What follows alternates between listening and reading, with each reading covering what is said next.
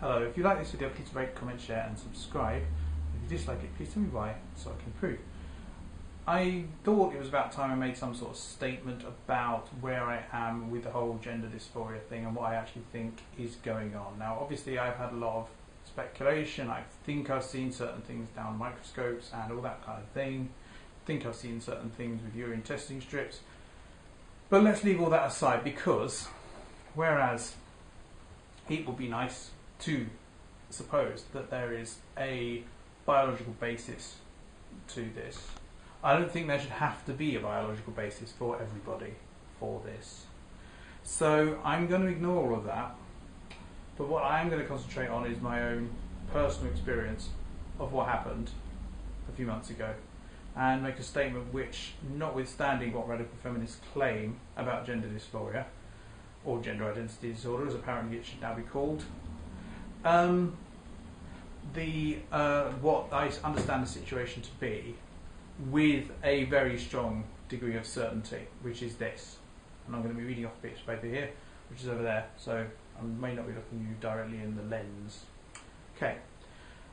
There is a condition affecting certain anatomical males involving mental health problems, including body dysmorphia, anxiety, obsessive compulsive features, endogenous and reactive depression combined, irritability, and possibly impaired empathy, probably among many others. So it's like any combination of those, I think, although probably there's quite a lot of them together, and there's probably a lot I haven't thought of, which is significantly relieved by the consumption of estrogenic substances at a level considerably greater than placebo. So in other words, if you take something else and you think it's estrogen, it won't work as well. It might work, but it'll have a placebo effect.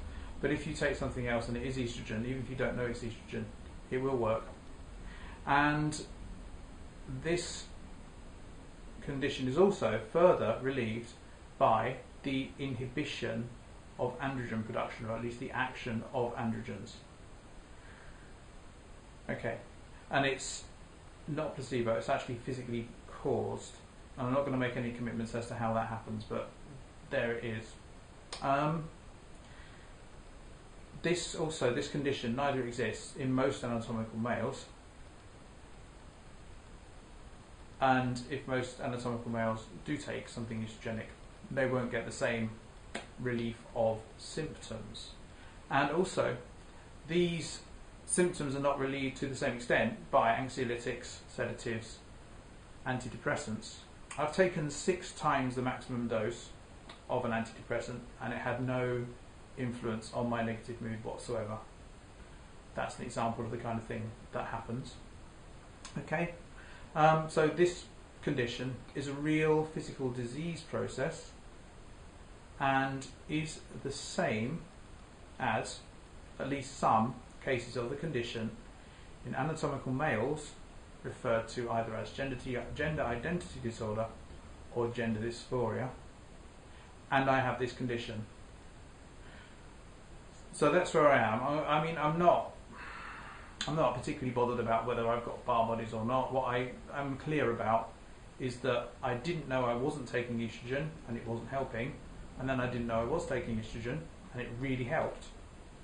And it doesn't relieve the body dysmorphia, obviously, but it does relieve the other stuff.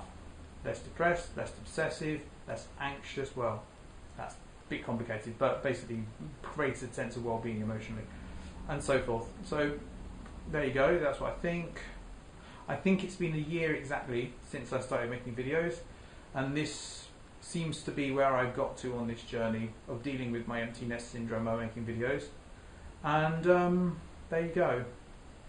I'm not going to talk about Chelsea Manning, because other people will talk better than me about Chelsea Manning, and if I make a statement about Chelsea Manning, I'm going to have to choose a pronoun, and if I choose a pronoun for Chelsea Manning, I'm going to have to choose a pronoun for myself to be consistent. I'm not going to choose that pronoun. I'm going to leave it up to you to choose that pronoun. And I know it's a bit weird to talk about the Manning affair in that way, but I think that's the way it's going to have to go, because as you know, I've got tiny little wiggle room, and I'm exploiting that little wiggle. And I'm not going to tell you what pronoun I want you to use. I think you know what pronoun you want me to use, but it's up to you. Bye.